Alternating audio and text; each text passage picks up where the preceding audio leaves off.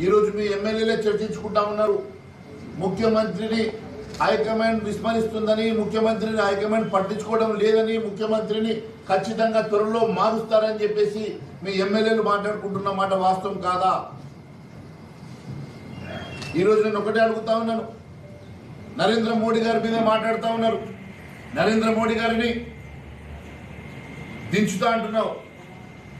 అయ్యా రేవంత్ రెడ్డి, మీ నాయకుడు సోనియా గాంధీ వల్ల కాలేదు, రాహుల్ గాంధీ వల్ల కాలేదు, నీ వల్ల ఏమైతుంది? ఒక బచ్చా నాయకుడు నువ్వు ఎన్ని రకాలుగా రాహుల్ గాంధీ భజన చేసినా ఖచ్చితంగా నిన్ను గతంలో చెప్పినా ఈ రోజు కూడా చెప్తా ఉన్నాను. డిసెంబర్ లోపల ఎన్నికలు అయిపోయిన తర్వాత నీ పదవి గండం ఉన్నదని గతంలో చెప్పినా మళ్ళీ చెప్తా ఉన్నాను. ఈ స్థానిక ఎన్నికల తర్వాత డిసెంబర్ లోపల రేవంత్ రెడ్డి ముఖ్యమంత్రిగా దిగిపోవడం ఖాయం. కొత్త ముఖ్యమంత్రి రాబోతా ఉన్నాడు తెలంగాణ రాష్ట్రానికి. నేను మరొకసారి తెలియజేస్తా ఉన్నాను.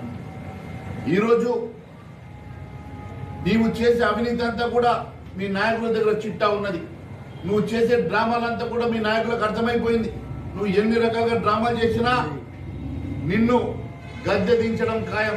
కేవలం రాహుల్ గాంధీ మెప్పు పొందడం కోసం నువ్వు చేస్తున్నటువంటి డ్రామాలన్నీ కూడా మీ హైకమాండ్కి చేరినాయి.